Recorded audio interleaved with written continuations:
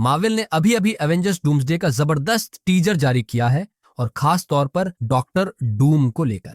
हमारे पास इस टीजर का फुटेज है और पहली बार हमें डूम के कॉन्सेप्ट आर्ट की फोटो भी देखने को मिली है जिसमें उसका सूट दिखाया गया है। ये सब हाल ही में हुए एक चीनी मार्केटिंग एक्सपो में हुआ है जिसे डिज्नी ने होस्ट किया था।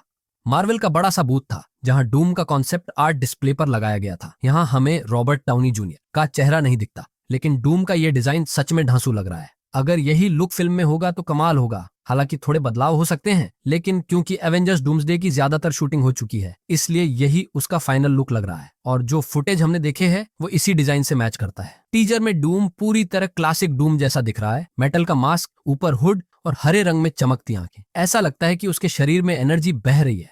शायद उसकी जादुई शक्तियों की झलक दिखाने की कोशिश की जा रही है। फिर एक सीन आता है जहां डूम एक सिंहासन पर बैठा है। ये शायद लाटविरिया हो सकता है, लेकिन सीक्रेट वॉर्स के कॉन्सेप्ट आर्ट में भी डूम को सिंहासन पर दिखाया गया था। इसका मतलब यही है कि वो बैटल वर्ल्ड का शासक बनने जा रहा है।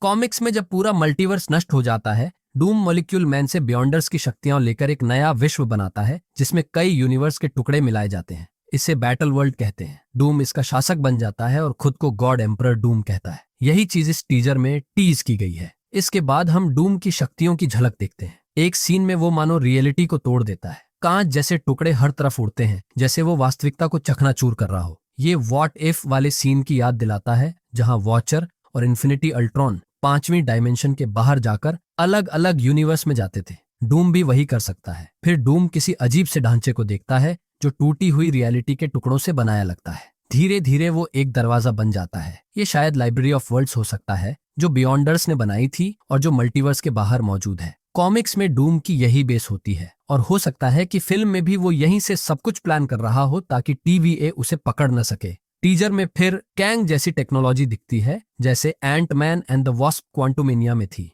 एक सीन में तो ऐसा लगता है जैसे डूम 10 रिंग्स बना रहा हो। इसका मतलब हो सकता है कि शांग-ची की रिंग्स और मिस मार्वल के बैंड्स सब डूम से जुड़े हों। मार्वल ये भी दिखा सकता है कि कैंग ने ये टेक डूम से चुराया था। कॉमिक्स में भी कैंग यानी नथानियल रिचर्ड्स और डूम पहले भी मिल चुके हैं और कैंग का पहला सूट डूम के आर्मर से इंस्पायर था। ये सब डूम को पहले से कहीं ज्यादा ताकतवर दिखाता है। उसे टेक्नोलॉजी और जादू दोनों का मास्टर दिखाया जा रहा है। शायद इसी वजह से वो एक्समैन पर अटैक करता है। सेट फोटोज में सेंटिनल्स को सब कुछ नष्ट करते दिखाया गया है। मोनिका रम्बॉय अभी एक्समैन यूनिवर्स में फंसी है और वो यूनिवर्स को अस्थिर कर रही है, तो डूम उसके पीछे भी हो सकता है। टीजर के आखिर में हमें वो सभी टीमें दिखती हैं जो डूम से लड़ेंगी। एवेंजर्स, वाकंडा के लोग, एक्समैन और फैंटास्टिक फोर। सवाल बस ये है कि क्या ये सब मिलकर डूम को हरा पाएंगे या फिर ये इन्फिनिटी वॉर की तरह खत्म होगा जहां विलेन जीत जाता है।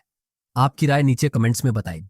वीडियो को लाइक करना और चैनल को सब्सक्राइब करना न भूलें ताकि आप मार्वल की कोई लेटेस्ट अपडेट मिस न करें। और हमेशा की तरह देखने के लिए बहुत बहुत धन्यवाद।